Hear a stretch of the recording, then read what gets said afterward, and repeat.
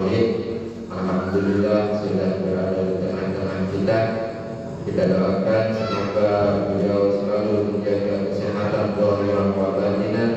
Allah mudahkan segala urusannya dan Allah berkahkan rezekinya yang halal dan thayyiban. Yang kami hormati sesepuh kampung Jejaring Jaya, para tua kita, Bapak Sijo dan Ibu ini beserta keluarga besarnya. Semoga Allah juga menjaga kesehatan zahir wa batinan. Allah mudahkan segala urusannya. Allah berkahkan rezekinya yang halal dan thayyiban untuk mengalir beribadah kepada Allah. Yang kami hormati itu Ketua DKM Musola Nurul Iman, Bapak Ustaz Nurul Jamil beserta kepengurusan. Yang saya hormati Ketua RT 06 RW 09 Perumahan Jalan Indah, Bapak Aminuddin. Yang kami hormati juga kepada seluruh jamaah majelis taklim yang mohon maaf namanya tidak dapat saya sebutkan satu persatu, namun tidak mengurangi rasa hormat dan ta'zim saya. Alhamdulillah pada malam hari ini insyaallah kita bersama-sama akan mengkaji kitab fikih matan goyah wa takrib wa qarib mazhab Imam Syafi'i yang disusun oleh Al-Qadhi Al-Hijjah. Semoga beliau semua mendapatkan keberkahan dan karunia dan rahmat dari Allah Subhanahu wa taala.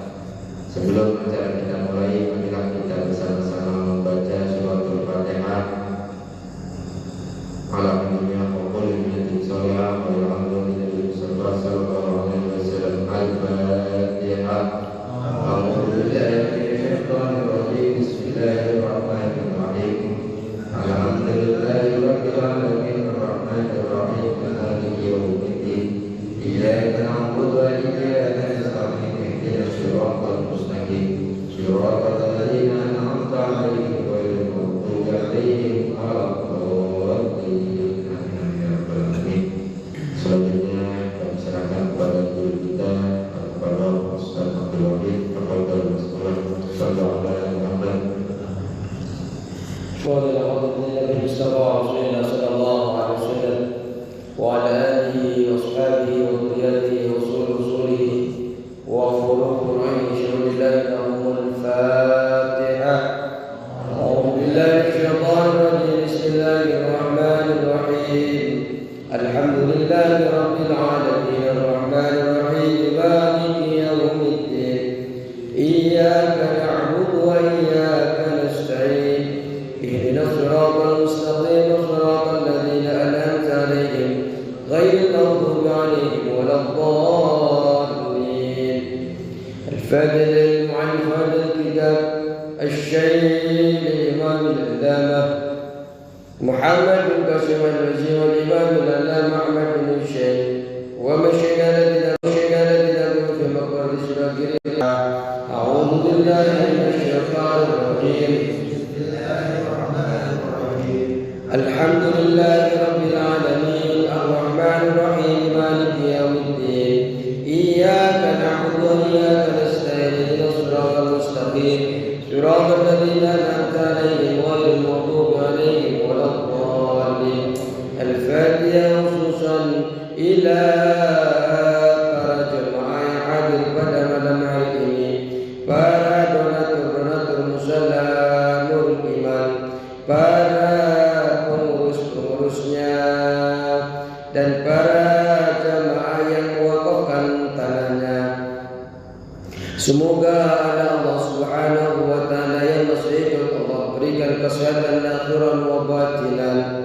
Tahun baru ini semoga Allah jadikan tahun yang berkah, menjadikan semua kemudahan dan dijadikan semua kesulitan Allah berikan jalan keluar. Anak-anaknya, istrinya, semua dengan keluarganya menjadi keluarga yang sakinah mawaddah warahmah.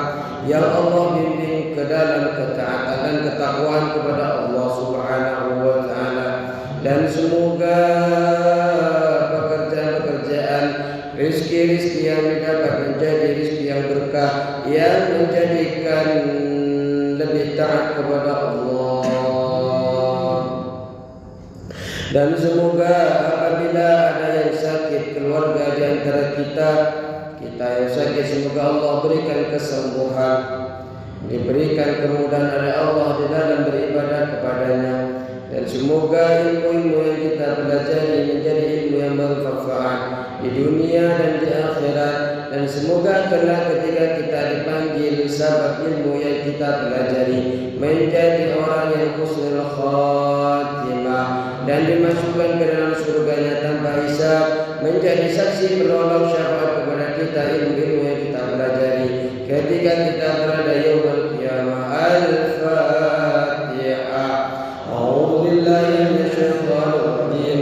Bismillahirrahmanirrahim. Alhamdulillahi rabbil alamin. Arrahmanir rahim. Maliki yaumiddin. Iyyaka na'budu wa iyyaka nasta'in. Ihdinas siratal mustaqim. Siratal ladzina an'amta 'alaihim ghairil maghdubi 'alaihim waladdallin. Amin.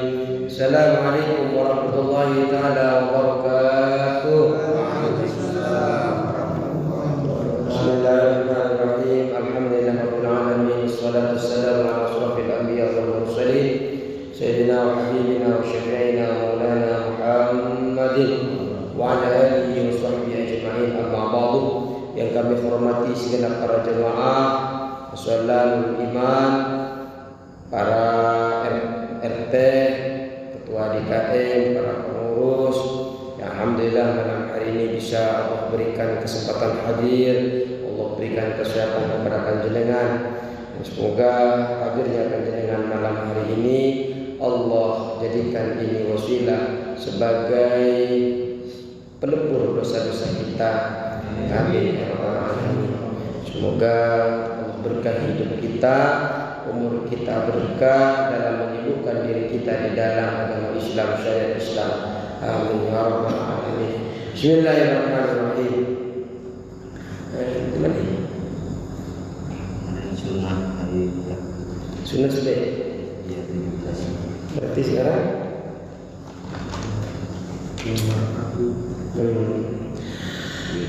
Bismillahirrahmanirrahim. Qala musannif rahimahullahu ta'ala wa nafa'ana bi ulumihi wa madana al-asrari wa bikum fid darain. Amin. Bismillahirrahmanirrahim.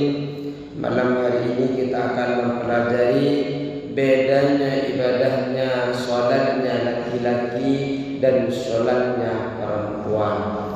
Beda antara laki-laki di dalam gerakan salatnya dan gerakan perempuan, antara auratnya laki-laki dan auratnya perempuan beda. Apa saja? Wal mar'atu tukhalifu ar-rajula fi khamsati asya'a. Wal mar'atu, adapun perempuan. Wal mar'atu, adapun perempuan.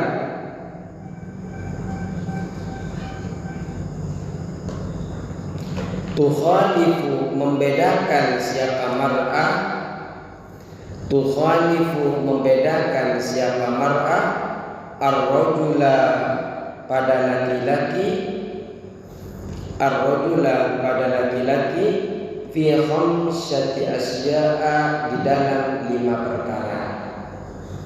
Jadi laki-laki perempuan berbeda di dalam ibadahnya terhadap laki-laki itu. Yang membedakannya adalah 5 perkara. Jadi ada 5 perempuan itu membedakan dengan laki-laki di dalam 5 perkara. Apa saja? Farrajulu yujafi mirfaqaihi an jambaihi. Farrajulu, maka adapun laki-laki. Farrajulu, maka adapun laki-laki. Yujafi, mengangkat siapa laki-laki. Yujafi, mengangkat siapa laki-laki. Mirfaqaihi, pada kedua sikunya. Pada kedua sikunya. An jambaihi, dari lambungnya atau rusuk, ada yang mengatakan rusuk.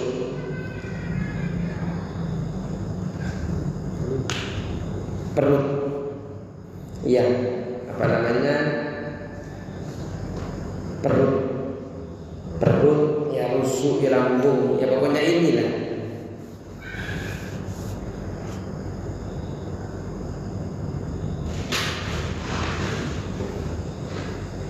Jadi pertama itu laki-laki itu Pak, kalau lagi sholat dia mengangkat kedua sikunya ini dari perutnya. Kalau perempuan enggak, kalau perempuan kan ketika rukuk kan begini. Nanti kita praktek. Wa yukillu, dan mengangkat siapa laki-laki batnahu, terhadap perutnya.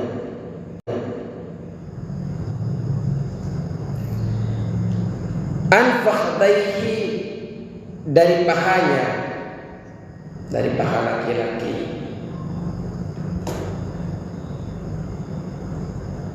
Jadi tadi itu mengangkat dari lambungnya, jadi sikunya itu dijauhkan dari lambungnya, kemudian perutnya dijauhkan dari pahanya. Anjambai, jambai itu rusuk ini rusuk. Mana rusuk? Ini kan rusuk. Ini rusuk. Lambung ini kan lambung.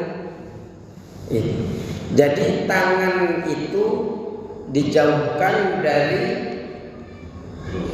siku itu dijauhkan dari lambung, dari rusuk.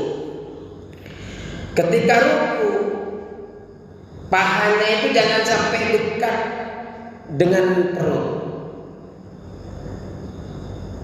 Tuh, terus fir ruku'i, di dalam ruku, was sujudi, dan sujud. Jadi yang pertama untuk laki-laki mengangkat siku dari lambung, mengeraskan suara. Suara apa saja yang mengeraskan suara? Subuh, maghrib, isya. Kalau sunnah, tarawih, Idul Adha, Idul Fitri.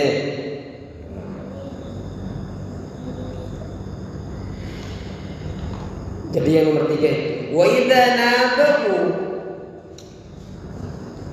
syai'un fi sholati, dan ketika idza nabahu, ketika mengenai hu, terhadap rajul, hu syai'un, sesuatu, fi sholati, di dalam sholat.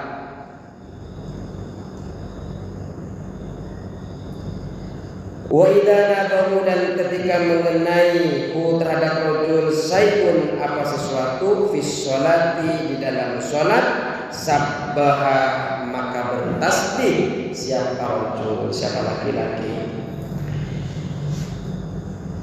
Apabila terjadi sesuatu yang mengenainya, ini yang nomor 4. Jadi nomor 3 itu mengeraskan suara pada tempatnya.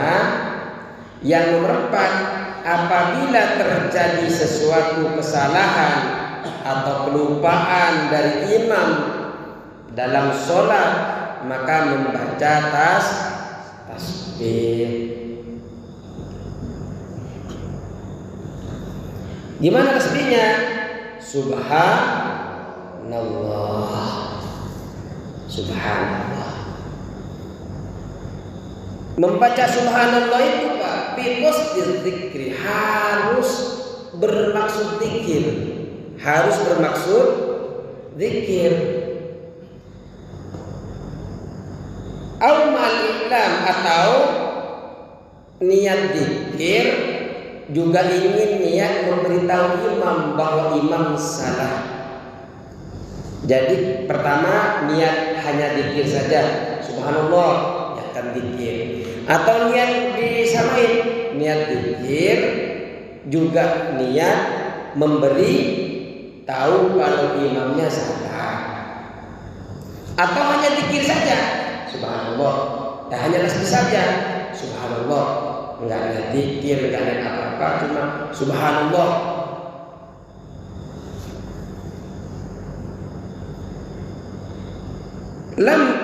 Maka tidak lantak salatu kalau yang niat zikir atau niat zikir sambil ingin ngasih tahu atau tidak niat apa-apa, maka tidak batal sholatnya. Karena tasbih itu kan tidak ada bacaan di dalam sholat kan, cuma karena ada kesalahan sehingga kita untuk memberitahu kesalahan bagi si imam, akhirnya kita membaca tasbih subhanallah, maka tidak apa-apa. Apabila hanya memberitahu, wah imamnya ini enggak baca Fatihah, imamnya enggak baca Fatihah, kemudian dia bertasbih subhanallah, subhanallah, tidak niat zikir, hanya niat untuk memberitahu batalat, maka batal sholatnya.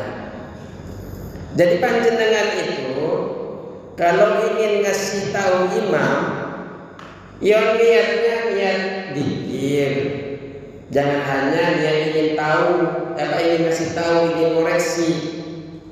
Kalau hanya ingin koreksi, pada akhirnya dia batal sholatnya.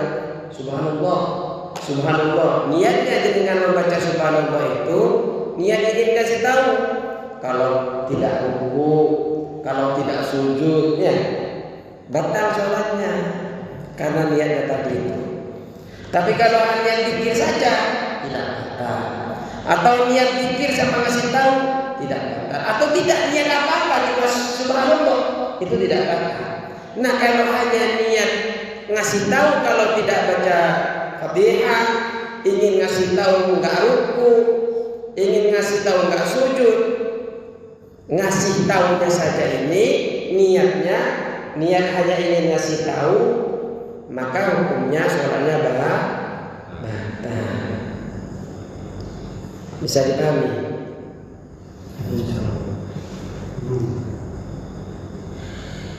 Wa auratur rajuli, dan adapun auratnya laki-laki, ma baina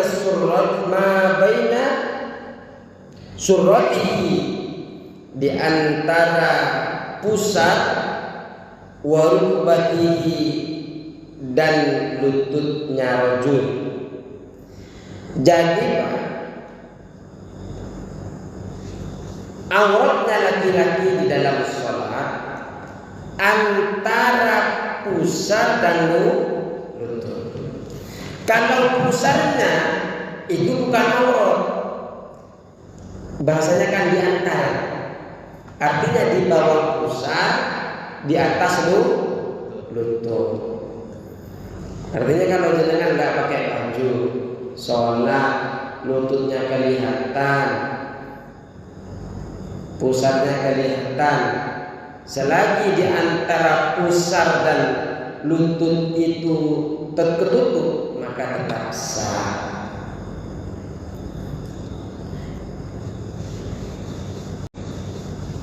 Itu depan belakang Pak Ustaz? Bagian depan belakang. Iya, depan belakang itu. Depan. Ya berlaku sembahyang. Orang yang kelihatan ketika biasanya kan ada celana udah nggak pakai celana dalam, lagi sholat Jumat, kebuka yang di belakang, kelihatan di belakang, batal itu. Siapa yang batal? Yang kelihatan apa yang sholat? Yang lihat. Kerasa yang ngelakuin. Apa hubungannya dengan yang sholat? Ya besok zina mata. Enggak, nanti lihat di sholat besok apa namanya, yang membatalkan sholat itu ada 11. Apakah melihat auratnya orang lain itu bisa batal? Nah, nanti kita lihat. Yang jelas bagi yang sholat itu batal karena harus auratnya itu tertutupi. Mau dia sholat sendirian atau sholat bareng-bareng. Auratnya itu seperti apa? Yang dihitung itu depan, belakang, atas.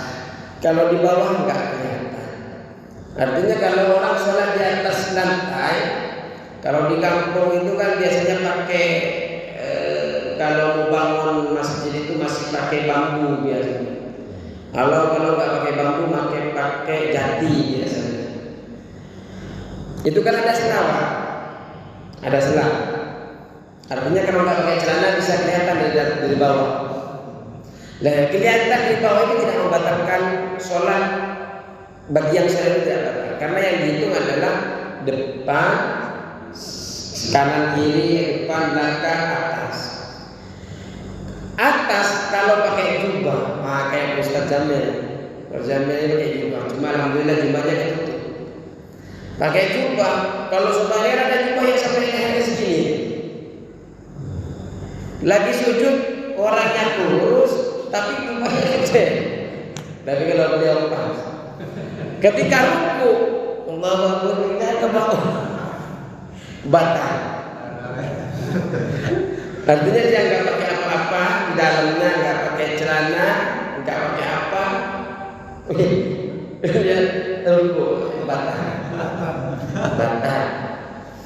Kenapa? Karena auratnya harus ditutupi. Coba kami praktekkan sholatnya laki-laki tadi.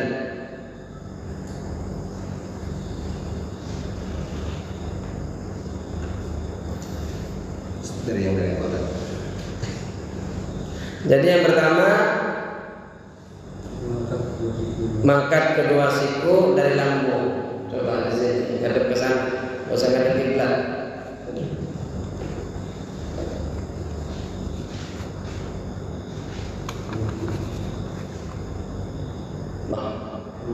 Sujud kan? Belum. Oh, takbir dulu. Iya.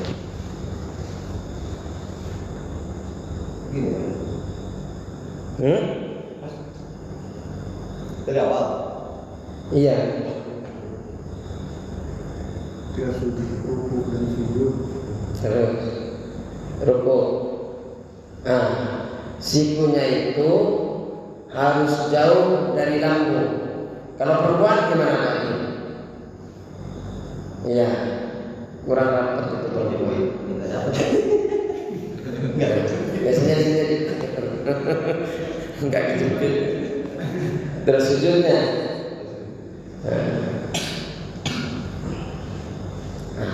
Memang ini siku kalau sholat sendirian memang harus lengkap. Dari paha antara perut sama paha, maka merendahkan siku dari lambung.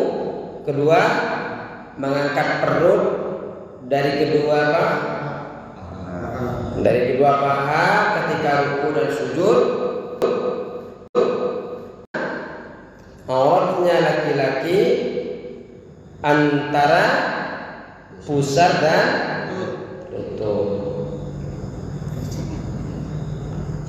Apabila pusar dan lutut ini bukan aurat.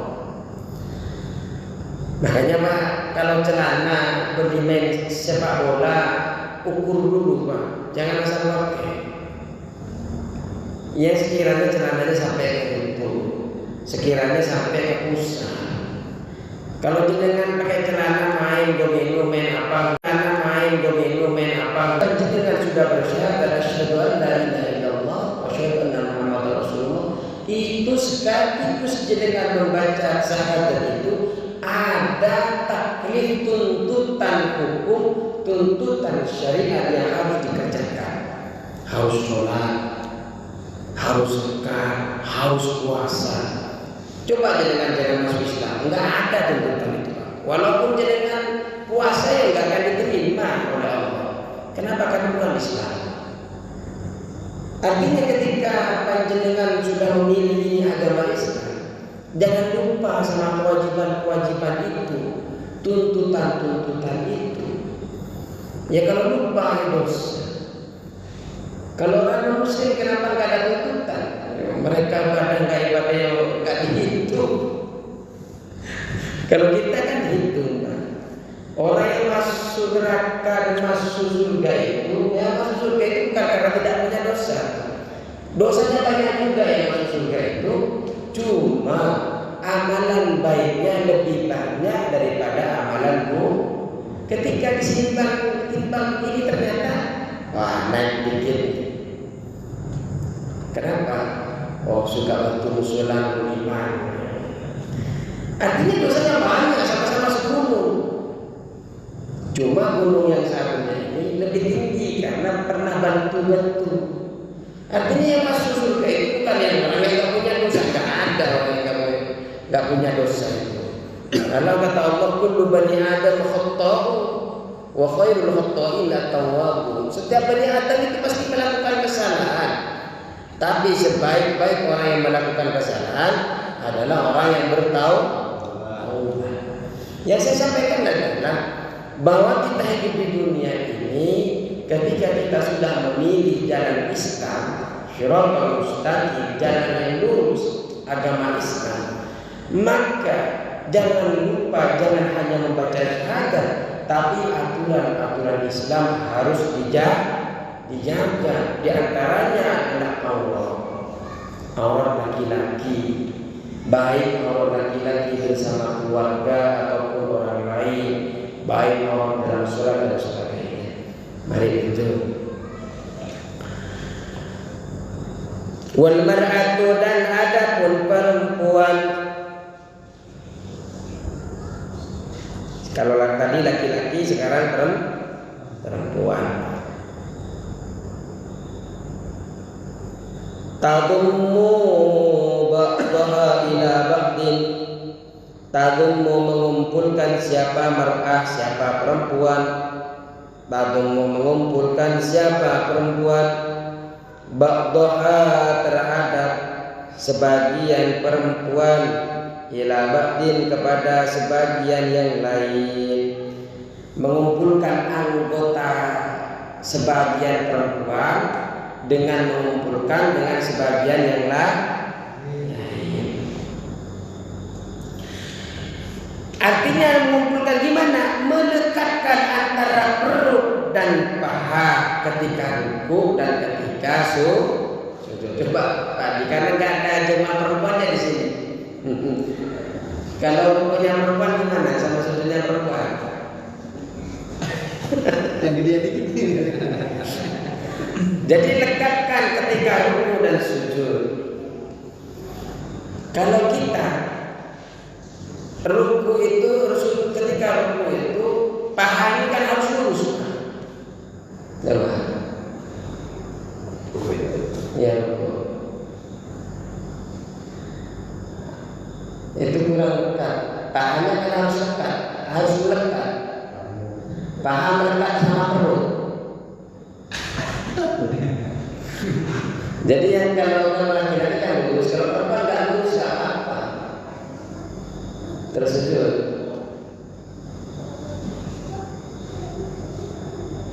Pahanya lekatkan dengan perut. Kayak bisa banget ya. Kayak ini kok gini tadi. Iya. Asik banget ya tadi. Prosesnya kayak Udah bisa dua-duanya kayaknya. lebih biasa nih. ACDC.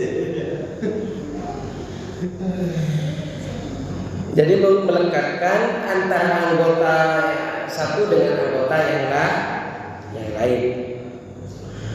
Wa tahfadhu sautahu, dan merendahkan suaranya perempuan. Jadi perempuan itu merendahkan. Tahfadhu, merendahkan siapa mar'ah, sautaha, terhadap suaranya perempuan. Melirikkan di bacaan-bacaan sholat yang harus direndahkan. Oh, ini lanjutnya. Wa tafatu sautaha, dan merendahkan siapa mar'ah sautaha terhadap suaranya mar'ah bihadratir rijali al-ajanibi, dengan bihadratir rijali, dengan hadirnya laki-laki al-ajanibi yang lain. Suaranya yang lagi membaca surah pendek, membaca surah Fatihah, ketika ada laki-laki lain yang datang ke mushola itu, yang datang ke rumahnya, ketika dia lagi sholat berimam atau berbareng sholat sendirian, biasanya kan kita dianjurkan untuk tetap menyaringkan di sholat-sholat yang lain, karena ada laki-laki lain. Wah, kalau perempuan kan ya kalau nggak ngikutin syariat malah tak menyaringkan, biar kelihatan enak suaranya dengar tetangga, nggak boleh. Bismillahirrahmanirrahim. Tetangga kita tukang qiraah istrinya, tambah dinyaringkan lewat depannya, masuk ke ruang tamunya bersama dengan suaminya lagi ngopi. Alhamdulillah, jangan tambah dikeraskan. Padahal di sini kalau perempuan dikecilkan, kalau ada laki-laki lain. Sampaikan istrinya Pak, aku nggak tahu. Fa'in sholat, kalau sholat sendirian,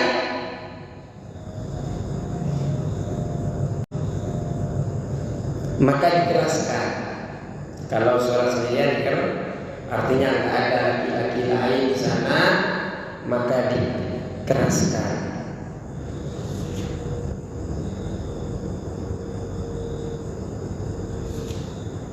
Wa idza nabaha, dan ketika mengenaiha terhadap mar'ah perempuan, wa idza nabaha, dan ketika mengenai terhadap mar'ah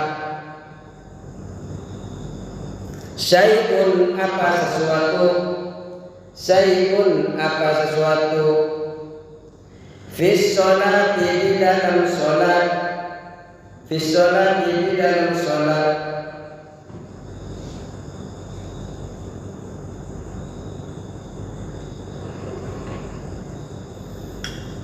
ketika ada kesalahan dalam sholat, imamnya, suaminya lagi baca surah Fatihah salah, ketika ruku salah, ketika sujud salah, bagaimana caranya?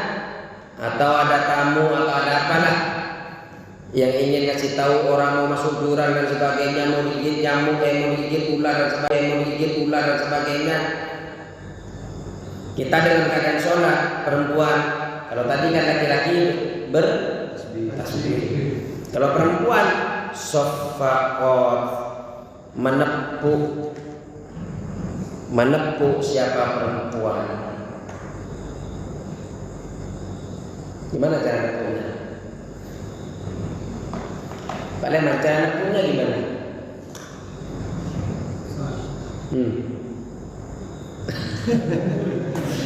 Enggak, maksudnya kalau imamnya salah, kalau tadi laki-laki kan membaca tasbih, kalau perempuan ingin ngasih tahu kalau imamnya salah gimana? Katakannya disuruh tepuk, menepuk tangan.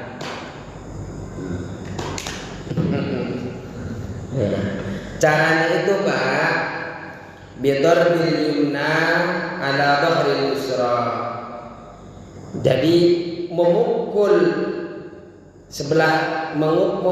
tangan kanan kepada tangan luarnya sebelah kiri. Ini sebelah kiri, sebelah kanan. Yang mukul sebelah kanan.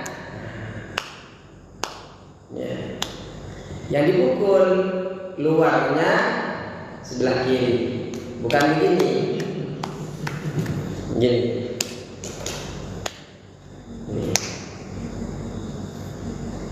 Lupa ruku.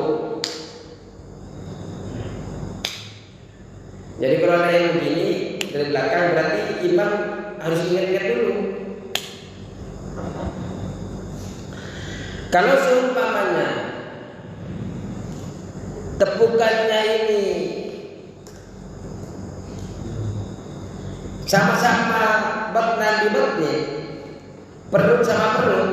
Nah, berarti perut sama perut ini. Niatnya ingin main-main, walaupun sedikit sekali, tapi niatnya main-main. Kita kan diajarkan tadi kan begini, yang kanan mukul ya kiri.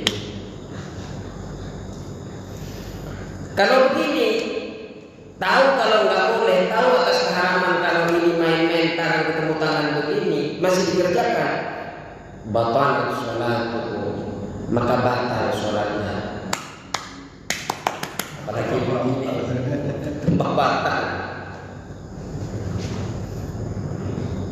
Bisa. Jadi kalau ini harus tahu, yang sebelah kanan mukul kepada luarnya yang sebelah kiri.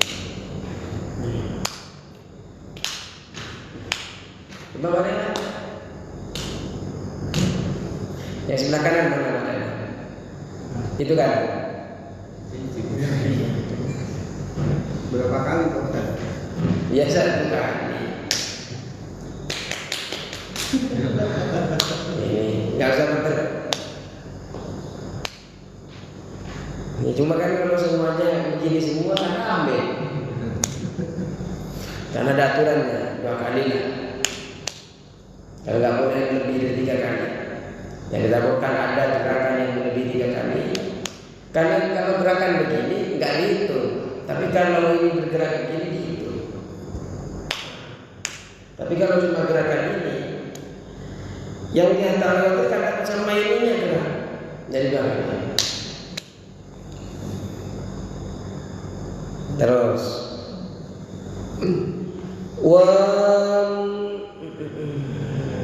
terus apa terusannya? Wajami badanil qurrati, dan adapun seluruh badannya perempuan merdeka, dan adapun seluruh badannya perempuan merdeka auratun, yaitu aurat. Semua badannya perempuan itu aurat. Illa wajah, kecuali wajahnya perempuan, wa kaffaiha, dan telapak tangannya perempuan. Wajah yang di dalam sholat itu antara ini sampai sini, sampai dagu, antara sini sampai sini, ini adalah aurat. Apa namanya? Boleh, harus dibuka dalam sholat.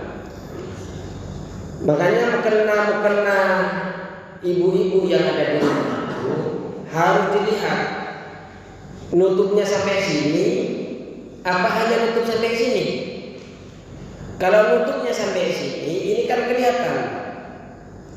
Kalau kelihatan tidak sah sholatnya. Kalau mukena dulu itu saya lihat sampai begini, ada tutupnya kalau yang putih itu sampai begini. Nggak tahu kalau sekarang kan karena kan bukan perihal itu yang dilihat sepertinya, motifnya, kainnya, bukan lagi bagaimana dia bisa menutupi aurat di dalam sholat. Jadi kalau dilihat istrinya itu pakai sampai sini, ini kelihatan, itu kasar, bilang nggak boleh itu yang boleh hanya dilihat itu wajah. Ini kan bukan wajah. Ini sampai sini, nggak boleh dilihat bukannya. Kalau sampai sini dimaju saja, sampai sini tutupin. Kan ada ikatannya kan perempuan, ditutupin. Jadi kalau sampai ke sini kelihatan di sininya. Jenengan sebagai laki-laki dosanya perempuan 5 Pak. Yang nggak terima itu kalau dosanya perempuan, bagi dosanya jenengan perempuan nggak ikut-ikutan. Jenengan bermaksiat, minum khamr apa, perempuan nggak mau tahu Pak di akhirat itu. Tapi kalau ibadahnya perempuan itu tidak benar, Jenengan yang ditanya oleh Allah kenapa istrinya sampai nggak tahu hukum itu, apakah hanya disuruh masak aja sama jenengan? Nah itu loh nanti. Jangan-jangan hanya disuruh tidur di kasur. Itu bukan itu. Apapun yang terjadi sama perempuan atas kesalahan syariat, jenengan yang akan ditanya oleh Allah. Dan beban anak-anak, beban jenengan memiliki beban itu Pak ketika qabil tu nikahnya wa tazwijah itu, kesalahan istrinya, kesalahan anak-anaknya yang jenengan biarkan itu akan menjadi tanggung jawab jenengan semua. Berat jadi laki-laki, makanya ar-rijalu qawwamuna 'alan nisa, qawwamuna 'alan nisa, laki-laki gak biasa di kota. Ya Pak Ustaz, ada kan keluar hanya pakai sampai segini. Tadi kan orang jalan itu masih di jalan, itu semakin orang lebih itu. Apa? Enaknya apa gitu maksudnya? Sampai dilihatin orang itu kan tidak ada manfaatnya. Itu jenengan itu Pak sebagai suami, selain istrinya lumpuh dosa, dosanya ditanggung jenengan nanti juga pada akhirnya. Kalau di pedagang ayam di mana Ustaz? Pedagang ayam di mana Ustaz? Nah, Pedagang ayam di mana Ustaz? nah, yang bagi Rasul sama gempa deh. Bukan yang kemarin air yang banjir bandang. Ya Pak. Bukan apa? Banding Arba. Iya yang di kayak Sumatera itu nggak salah. 2 tahun yang lalu. Lalu kan? Iya. Artinya kalau yang bermaksiat aja yang diturunkan maksiat Allah di rumah itu nggak masalah. Ini RT sebelah kena, RT kanan kena, RT semua ada 50 RT kena semua gara-gara satu orang yang bermaksiat. Dalam sholat bagi perempuan seluruh badannya kalau bulan sampai sendiri ya kayak gitu. Seperti laki-laki di dalam sholat, walabatu adapun budak perempuan, karojuli seperti laki-laki, auratnya seperti laki-laki, fi sholati di dalam sholat. Jadi auratnya budak perempuan itu Pak sama dengan laki-laki walaupun perempuan. Kalau budak, tapi sekarang nggak ada budak Pak. Jadi lagi sholat itu nggak pakai baju. Gimana kalau perempuan nggak pakai baju? Tapi karena dia budak kayak laki-laki antara pusat sama lutut. Itu kalau budak. Tapi sekarang nggak ada budak. Ya Allah. Ya kalau kita lagi duduk begini Pak, mikirin keluarga, mikirin tanggungan kita di akhirat. Sudah di dunia banyak tanggungan ya, disuruh masih berat cacat di akhirat jenengan kalau nggak benar di dalam mendidik anaknya sakit.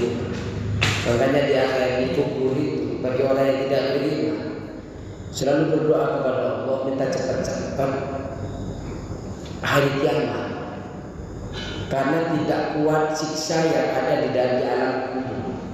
Siksa di alam kubur, dia nggak menyangka kalau siksa yang ada di dalam kubur itu masih pembukaan.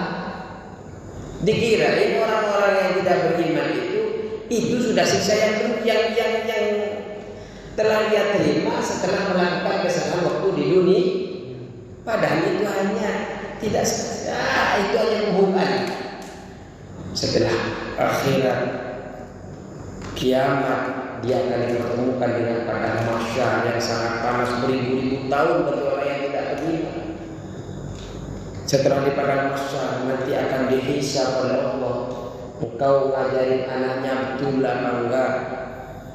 saya tidak bisa ngajar, ya Allah, tapi alhamdulillah dengan jerih payah saya sudah masukkan ke SDET, saya sudah masukkan agama, tidak harus pesantren, bisa digembleng dengan di rumahnya. Karena pesantren itu kan Ustaz Nur Jamil ditaruh anaknya di pesantren. Karena Ustaz Nur Jamil sibuk bersinase, sehingga beliau merasa kurang cukup memberikan pelajaran agama kepada anak beliau, kan begitu Ustaz. Sehingga ditaruh ke pesantren. Pak Komar sama, Pak Leman sama. Dia merasa dia lagi begini di jalan kan, enggak sempat ini anak, ini alif, ini ba, ini tanah, enggak sempat rukun Islam sendiri nah. Boro-boro mengajar kita saya belum hafal kata Pak Leman. Artinya karena dia tidak mampu untuk mengajarkan anaknya yang mana itu adalah tanggung jawab orang tua, maka dia letakkan ke pesantren. Saya ini Pak memang belum punya cucu, anak saya masih kecil. Tapi saya itu jamaah saya itu sudah tua banyak. Ketika saya berkumpul dengan mereka curhatan, bertemu dengan orang menangis, datang itu ketemu di luar. Dari dulu mulai saya kuliah ngajar MTS, ngajar MA itu sudah ketemu dengan wali murid itu nangis. Satu di antaranya adalah anak-anaknya yang tidak mau mendengarkan nasihat orang tuanya. Anak-anaknya berani membentak orang tuanya. Kita nggak tahu apa yang harus diberikan kepada mereka. Nggak punya tanah yang panjang, tanah apalagi tanah, rumah masih kecil dan sebagainya. Dia sudah minta warisan kepada kita. Pak, teman saya itu sudah dikasih rumah, Pak. Saya kok belum dikasih rumah, belum dibeli mobil. Nah, dari mana uangnya? Pokoknya saya harus minta. Kalau nggak saya kabur dari rumah. Ada yang seperti itu, Pak. Nah, itu cerita ke saya. Bapak minta nasihat bagaimana anak saya seperti ini, Ustaz. Jadi kalau malam itu kadang Pak jam 2 malam itu tahu-tahu ada SMS. Wah, lagi berkelahi dengan anaknya. Kadang jam 3 malam ada SMS lagi berkelahi dengan istri. Jadi kami itu memang menempuh hal-hal yang demikian. Artinya saya hanya menyampaikan kepada panjenengan sebelum itu terjadi kepada panjenengan. Anak-anak yang kecil-kecil itu didik dengan agama, tidak akan rugi dengan apa. Insya Allah untung dengan.